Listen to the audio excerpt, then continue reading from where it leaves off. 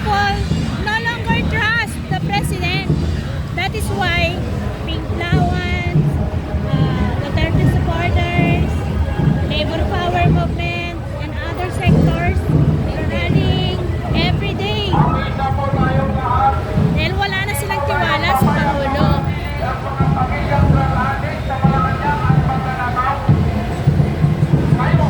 Guys, tinira na ng mga vandalismo. Kaya dapat mga sana, lumayas na sila, wala na silang buwang sa bansa natin, sa mamuno.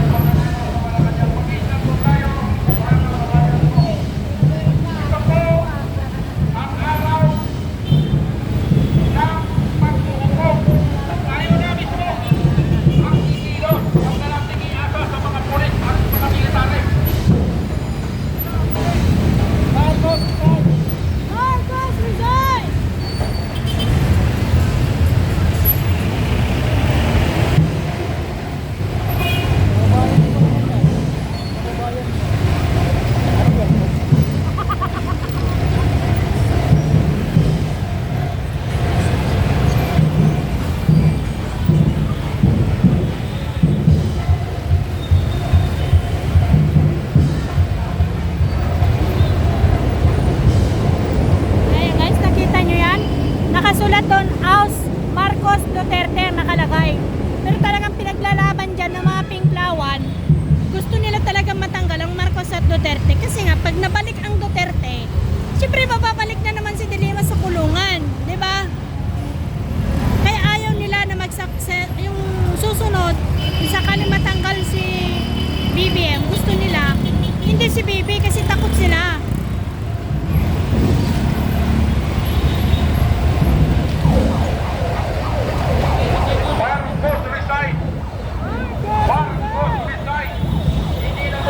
Papayag na manatili pa ang pamilyang mga dramatic at magnanakaw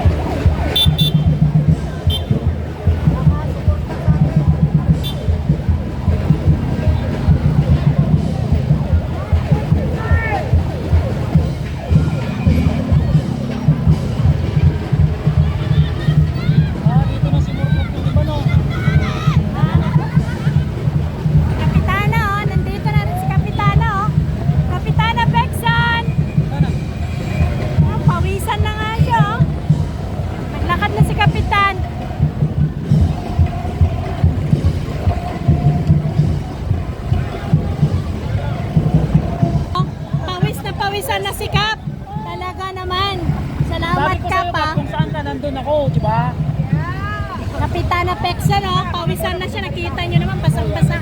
Mamaya, baka ito kami. O, sige, Kap. Pawisan na si Kap. Buti pa yung mga senior citizen, nandito talaga at pinapakita yung suporta sa taong bayan. It's not their future, but for the future of the young children. BBM resign! Oh! Wala tayong batas na ang sisigaw ng BBM resign ay hulihin.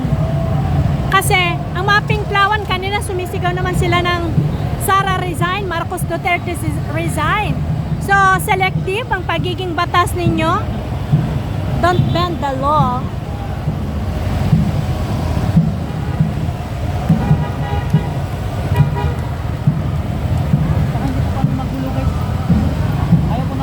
Sino mga bayaran na vlogger?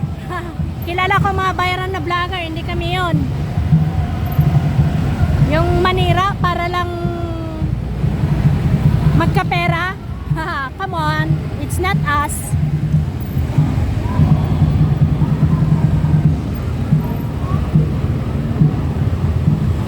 Kami nagsasabi kami ng katotohanan. Kaming mga Ilocano, madimi kaya't kini Marcoson. Ang gusto namin, si Duterte. Fake news ba yan? Hindi na namin kailangang magpabayad para sumuporta, no?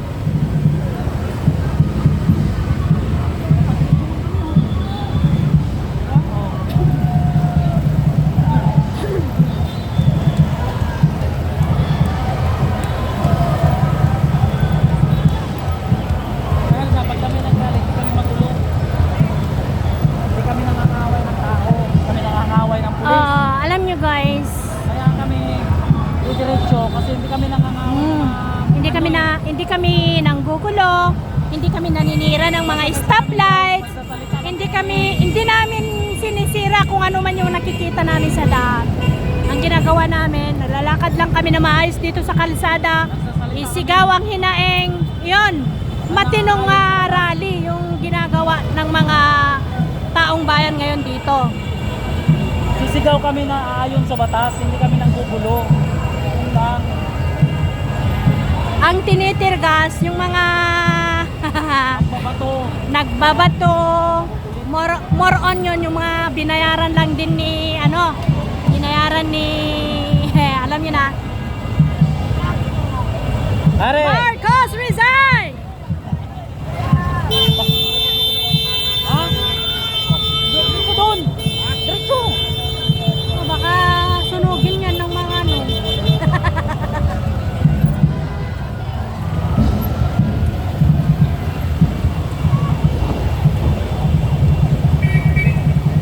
Makita na tayo dito ni Sir Chris talaga.